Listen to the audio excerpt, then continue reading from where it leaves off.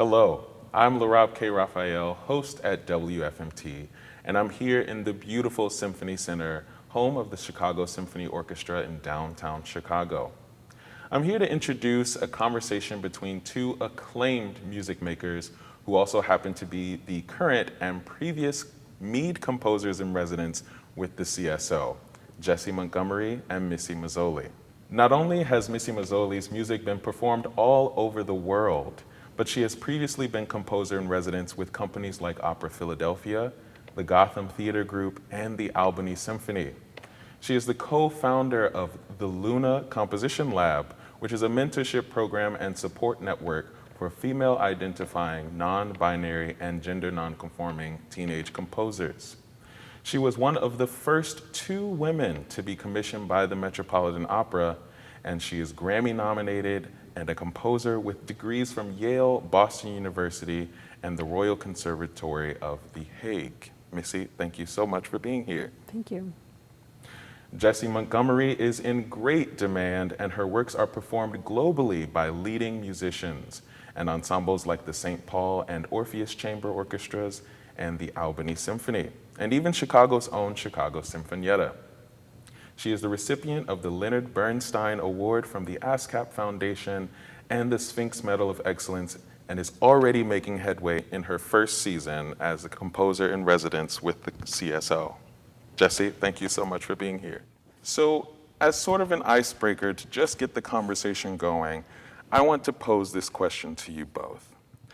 How would you describe the other composer's music? Oh no. Exciting, I know. Weren't expecting that one. Oh, who wants to go first? I'll take a stab. Okay. Yeah. I mean, it's such a cliche, but the first word that comes to mind is eclectic. And it's also everything that Jessie writes, like, works so well for the instruments. I'm constantly learning so much. And there's also, I want to say, honesty, which again is sort of, it can be an overused word, and what does that really mean in music? But like, you have this feeling that it's all coming from this very honest place of wanting to do something that is uniquely hers, and she does it.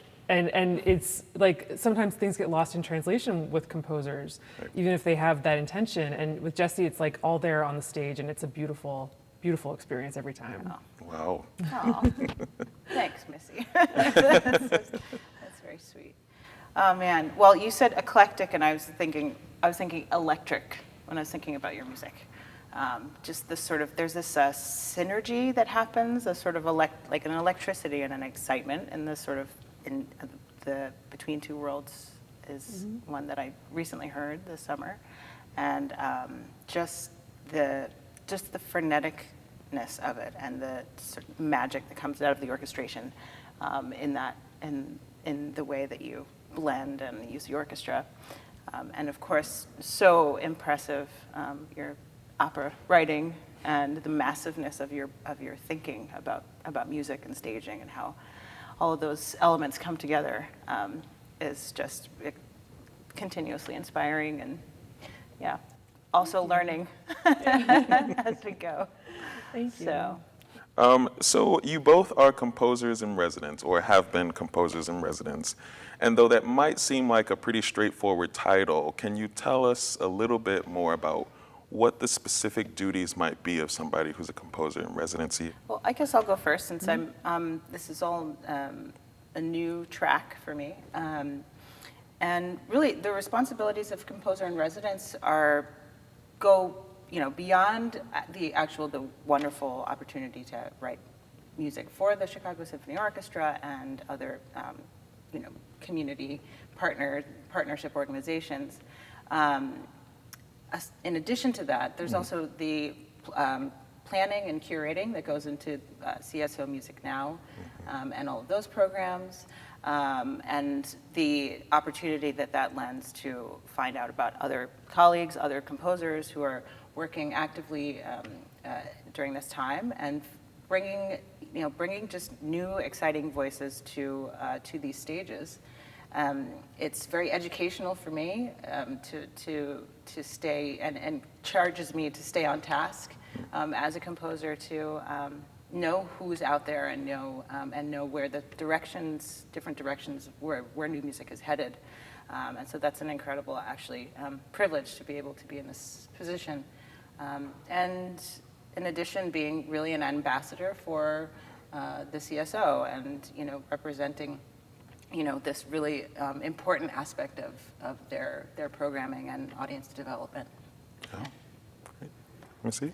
Yeah, I mean, I definitely agree. I loved, when I was composer in residence, this aspect of discovery, where, it's so easy as a composer.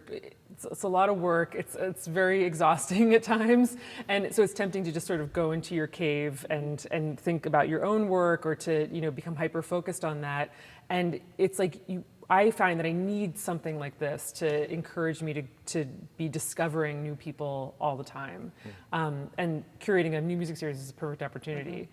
So I was able to reach out not only to my colleagues all around the world and say, like, who are the up and coming people that maybe aren't performed so much in the US, but deserve a wider audience. Or who's someone who has, written an amazing string quartet and would really benefit by having a performance by these amazing players to take them to the next level. So that was really fantastic, just selfishly, sort of personally, to broaden my ears and hear what's going on. And I also, I think that as the composer in residence, like, whether you want that role or not, you are the face of new music at whatever institution you're a part of. So I think that an organization says a lot about their goals and with regard to new work by who they've chosen as their composer in residence. And like, you have the opportunity to like point the organization in a new direction and to be an ambassador, as Jessie said, and to elevate other composers. As composers in residency, there's great power, and with that great power obviously comes great responsibility. So maybe if you could talk a little bit more about that power and maybe the responsibility of curation, even especially in the year 2021. What does that look like, and how do you both feel about that power? Sure. I feel especially moved to respond to the need and the desires and aspirations to program more works by Black and underrepresented composers. I'm very aware, even in my own position, that this is a really this is an important role for me to be standing in. Me being who I am and identifying as a Black female person and composer. They're all these different categories. I'm a composer, I'm a Black person, I'm a woman, there's a lot of different, identities, right. And that are I think important to realize, in the context of classical music, that we want to broaden, these kinds of opportunities for all different composers who have historically been left out of the conversation. And so I certainly do not take that lightly, and I have been, really thinking about that. And as the programs are starting to unfold over the next few seasons, I'm going to be, that will be evident. That we'll see our very first concert on November 1st actually features a commission by a young composer named Elijah Smith. Who is just great. I mean, just a great young voice, and he is. We just met this past year at Princeton, where I've been studying to get my PhD because I have lots of time to do all these things. And so anyway, just really excited for people to hear his music. And so there's, there is a great, there is this responsibility to look at, how the organization will take on that, their own desires to move the needle, so to speak. Right.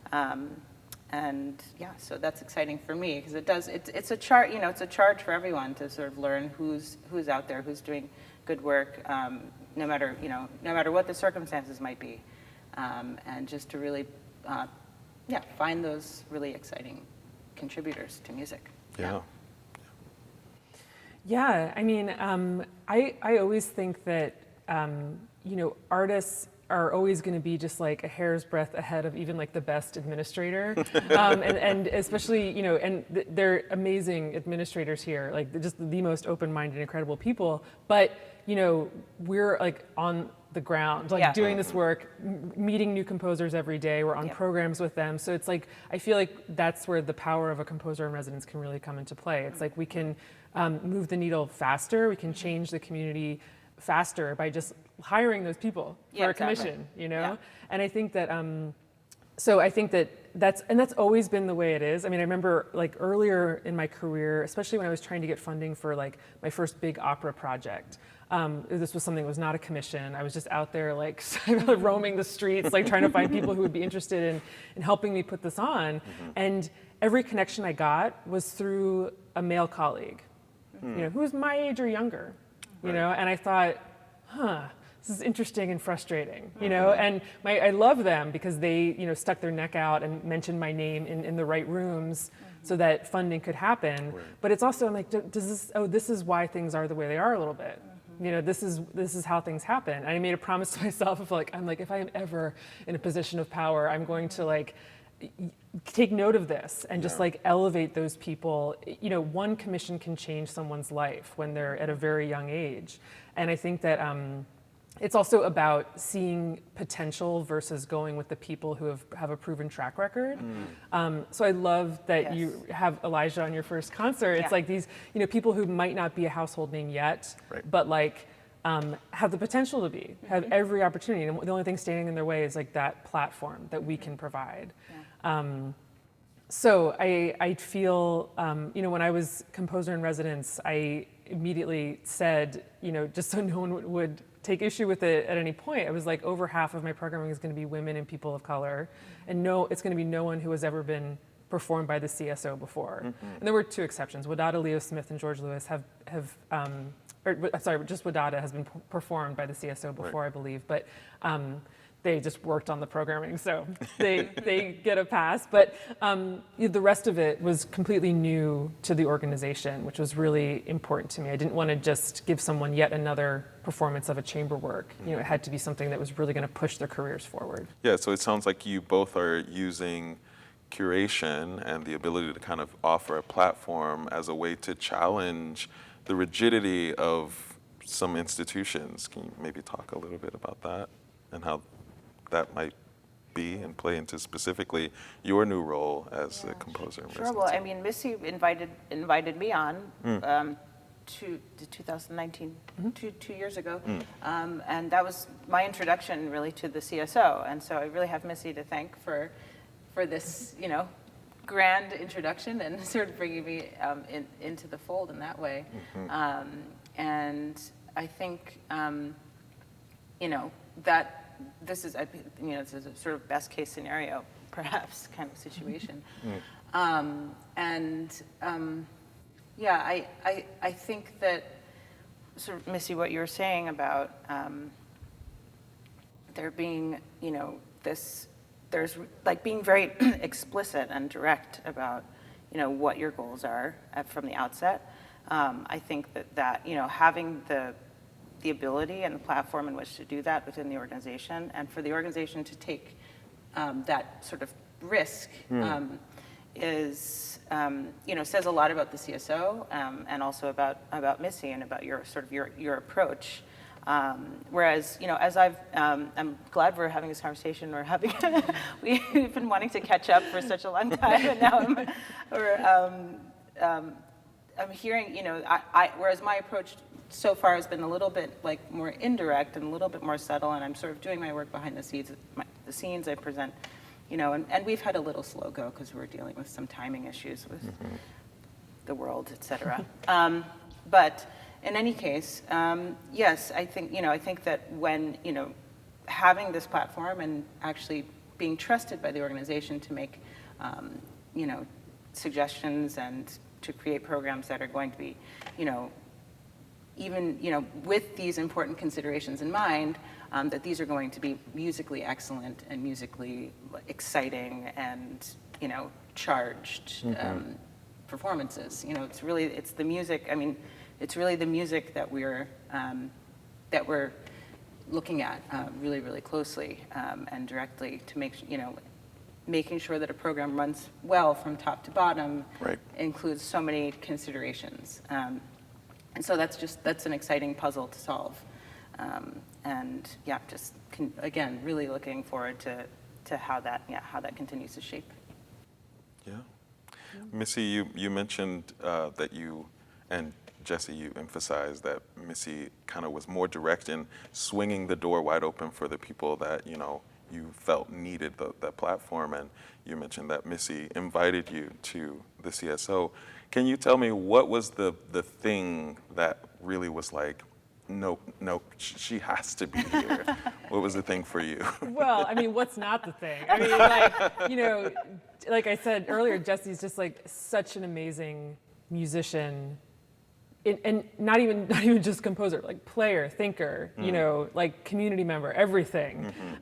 So that was maybe the easiest curating aspect of the whole thing. And the orchestra performed her quartet, Breakaway, string quartet, and then Jessie also made this incredibly beautiful arrangement of a Julius Eastman piece, Gay Gorilla, for a string sextet. Yeah. And so that was so easy for me. All I did was like literally, I think, hold the door open, and then the way that she worked with the orchestra was so impressive. I remember you were so self-sufficient. I think I remember texting you. I'm like, thank you for doing this, and thank you for being so self-sufficient. Oh, really? I didn't have to like sit in on rehearsals or anything, and and you know, with like younger composers especially, you have to sort of guide them through the process of rehearsing, and I love doing that. But I was just like, oh, thank God. Yeah, so it's like. And like once you're on the carousel, once you're literally in the building, it's much easier. So I feel like she did all the work from there on. Yeah, but I think in general, like with my program, I was looking for, you know, obviously a true voice and a truly original voice that was in some ways coming out of the classical tradition, but often going in wildly different directions. You know, someone like Nicole Mitchell, or Tamika Reed, or and Wadada Leo Smith, who basically like invented a new notation that we had to teach to these players, like through Zoom, and it was, you know, it was amazing. It was by the end, we were all like in love with this process, even though it was very difficult and just not what they were used to. Right. So. Yeah, I think it's like they have to be able to thrive in this environment, and like, and it's just a matter of like seeing that spark and then like getting them in the building. Jessie, is there anything that you're particularly excited for when working? I mean, you've probably done some work already with some musicians here, but is there anything that is like very interesting that you're excited to do with the CSO musicians? I'm thinking about, and I don't want to give too many don't give anything away. Secrets away, because, you know, but I'm thinking of a lot about, so for me, one of the mediums that's actually a little bit outside of my wheelhouse is electroacoustic music.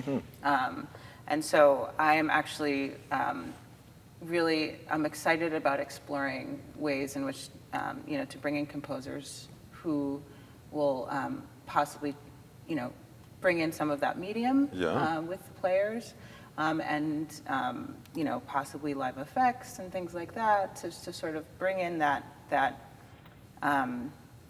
language, you know, and not, you know, because again, like with new music, even though it's all, you know, kind of lives in this umbrella of experimental, we don't know which way it's going to go. It then get siphoned off. You know, styles and genres can get siphoned off pretty easily. But I think this is a good point to say, no, actually, this is part of the stream, and as an organization that's not dabbling, but really committed to new music and its directions, I think this is potentially a nice, that would be potentially a fun challenge. It would be a challenge for me also, and sort of learning about the production elements that are involved. Oh. Off to the side, I won't get in the way, but I just want, I kind of want to be a fly on the wall, and learn a bit about that, and that I feel like that'd be an exciting media to present. Yeah. And Missy, you've got some experience with obviously electroacoustic music. Do you have any tips to offer? Anything Yes. to be aware of? Just like maybe start a meditation practice. Okay. So you can, like, when things go horribly wrong, like you can just, zen out right before the show. I mean, even with the amazing production team here, like Yes. there's always gonna be something that happens in the dress rehearsal. Of course. And we never had any huge disasters on stage, Okay. but I remember like adjusting files like in the half hour before the show and stuff. And but it's all about just planning ahead. You know Right. that. Okay. I don't have any great words of Noted. wisdom. Noted. Yeah. As composers, for both of you individually, is there something that you're particularly challenged by in your own composition? What and how are you working through those challenges? So one of the things that I think I'm starting to cut through it, finally, a little bit. But I have, as a violinist, as a, someone who studied classical traditional music, and then all the way up until January of 2019. January of 2020. I mostly, my performing career has been very along traditional string quartet life, and also the repertoire. Right.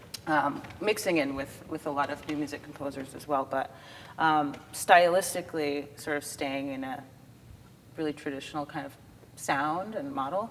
And I think I've held on to that a lot in my compositions, which I sort of lean on it a little bit, and I've always wanted to kind of follow even more my desire to break away from things. That's this piece Breakaway, I think, was like part of that sort of stream of thinking. Like, there are these really clearly sort of organized and formed, expectations, and then within a piece, and then there are expectations that are completely thrown against the wall and let totally while the door's flown right open. So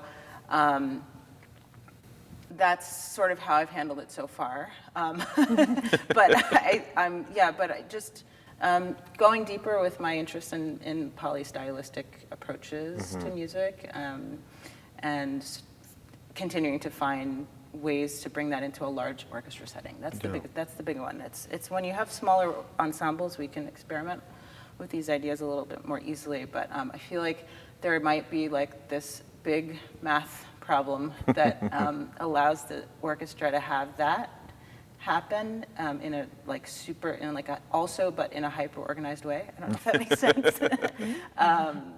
And so that's sort of where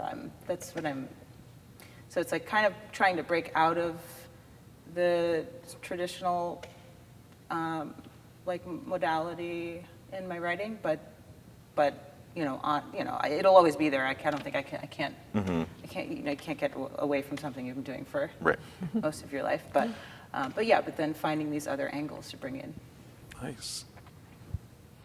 Yeah, exactly that. Yeah.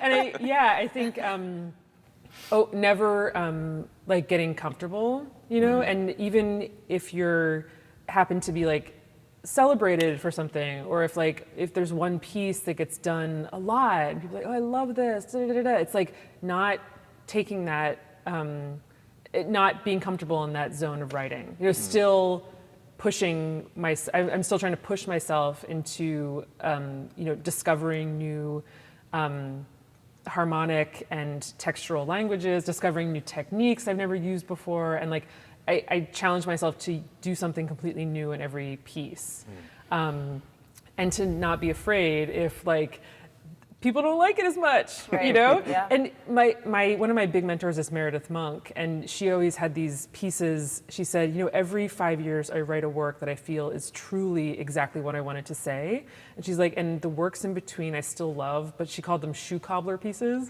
That she's like just working something out and like, oh, let me refine that on the next one. Let me refine it on the next one. And then like after 5 years of doing that, of writing smaller works, like she comes up with these big, massive works of genius, I think. So I feel the same sort of cycles in my work. So I'm just keep trying to push that. And I think that the key to that, which I don't know if I'll ever achieve, is just like having a consistent work practice. Like, and I feel like such a hypocrite because I tell my students, I'm like, you have to write every day. Yeah. Try to write at the same time every day. And then like my life is like total chaos. Yeah. So I think trying to prioritize writing, even when there are all these things I love to do, you know, curation, performing, speaking, doing this. Like there's all these other sort of things that are related to music that can like suck away your writing time. And I've been really trying to be a little bit more militant about guarding that. And it's hard. It's always a struggle.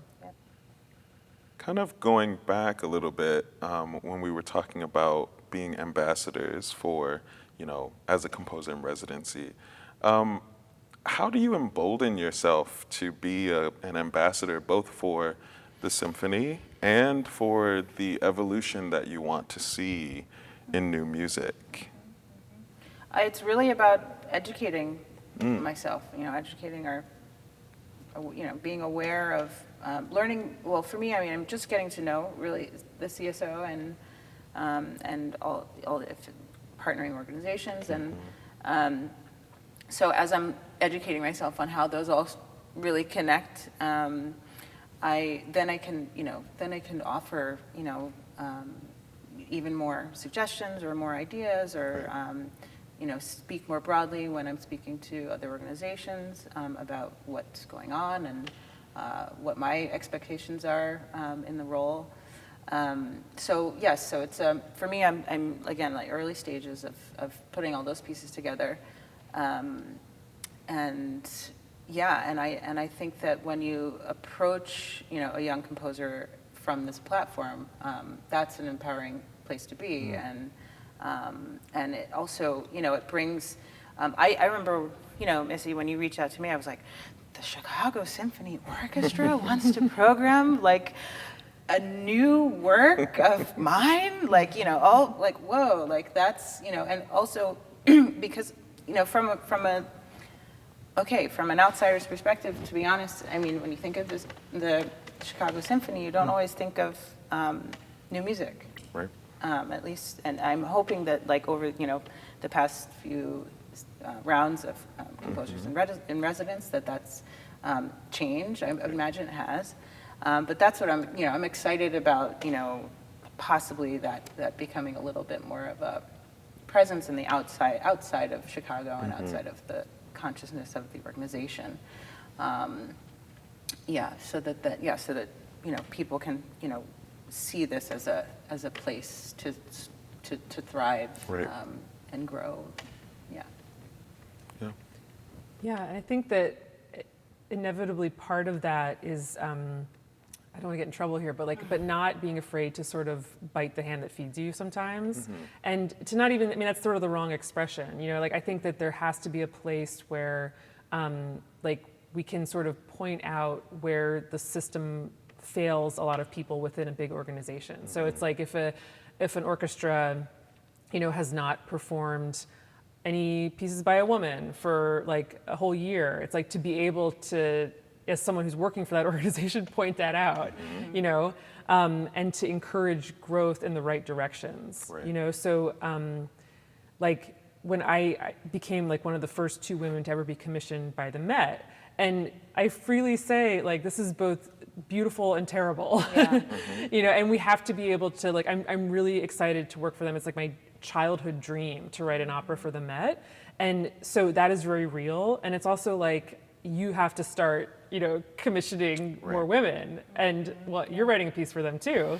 So it's like, no pressure. No pressure. It's a good time. No, but like the things are opening up, and they've commissioned not only Janine Tesori, but Valerie Coleman. You know, like there's like things are happening very fast, but it's like not just going along with the status quo and or being content to be like a blip. The one and only. Yeah, but like putting yourself in that uncomfortable position to like continue to open the door.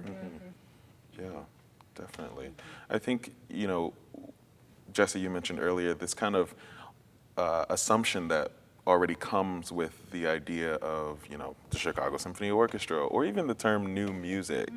And somebody, actually, Claire Longendijk, she's a pianist that I was frequently working with, and she said something to me that I was like, oh, that's it. New music is the music of our time. And I think in order for that to be true and valid, and for us to kind of shake up the institutions, we've got to be willing to kind of swing the doors wide open and kind of break down what we really kind of think new music needs to be, or what even classical institutions are. So I'm very, very excited to see that you both are doing all of this work, both here in Chicago and in New York at the Met. That's so exciting.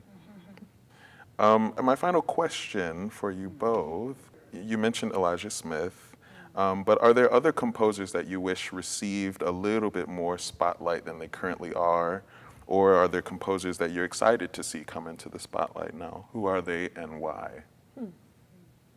I mean, I feel like a lot of the people that I was able to commission in the last 3 years, or that the CSO commission, I didn't commission it, but like through the Music Now curating, people like Courtney Bryan, Shelley Washington, who also did another Eastman arrangement, which is this brilliant arrangement of this piece called Joy Boy, and she, you know, was just absolutely incredible with it. And Wang Lu, and Tamika Reed, who had a string quartet performed here. I would have also loved to commission her if we had had more time and space. So yeah, I feel like I was able to sort of realize my dream season, especially in terms of the voices we were able to commission. L.J. White is another one I would add. He did this beautiful sort of immersive piece with like rocks from Lake Michigan that the audience played, and it was this like gorgeous experience. Like I was just like grinning through the whole thing. And so those are just some of the many people I feel like are going to be even bigger than they are in the next couple of years. I was thinking about well, and it's the thing about this gig, you know, you could call it, is that you know, in the role of curating, it's like as we're researching composers, sometimes I'll come across somebody where I'm like, why did I not know who this person was? Why I'm like totally in love with their music. James Lee III comes to mind. He's written some really beautiful chamber music, and is a I feel like a sort of kinship with his music. You know, sometimes we feel like like, you know, I feel very connected to your sort of aesthetic. And wonderful colleague of mine, Allison Loggins Hull, who's a flute player. She's a composer, and things are really starting to open up for her as well. But I see that stream happening, and I'm you know, excited to, you know, hopefully do some more work with her. So, yeah, and so anyway, it's a constant discovery mode that I'm in. Missy, do you have any final advice? Just something to offer, maybe Jessie, as you both continue in the work as composers, challenging the field. Anything that you can share? You know, like, you have such a great vision and a sort of focus with everything you do that I feel like I can learn from you of how to just keep going and to have to do so many different high profile things at the same time. So, you know, just like my only advice is like, call me if you need me. Okay. Like, I'm always here for you if things come up, and inevitably they will. Like there's always going to be tensions, or, you know, composers who like some composers are more difficult to work with than others. And it's like, and when you're trying to do something new, there's always going to be a little bit of tension or people who don't like it. And you know that. So if you need moral support, you call me. A ring if I need to. Yeah. Well, Jessie Montgomery, Missy Mazzoli, it has been an extreme honor to talk with you both today. Thank you so much for having this conversation. Thank you to Chicago Symphony Orchestra and Symphony Center for allowing us to have this discussion in this beautiful space. Thank you to George Preston, our executive producer and manager at WFMT, and to the CSO staff, including Monica Wentz, who is the manager of artistic planning and special projects, Jeff Stang, who is the CSO production manager, Dana Navarro, who is the associate director of digital content and producer. Our producers are Keegan Morris and Max Lebien, and I am LaRob K. Rafael, and thank you for tuning into this conversation. Until next time.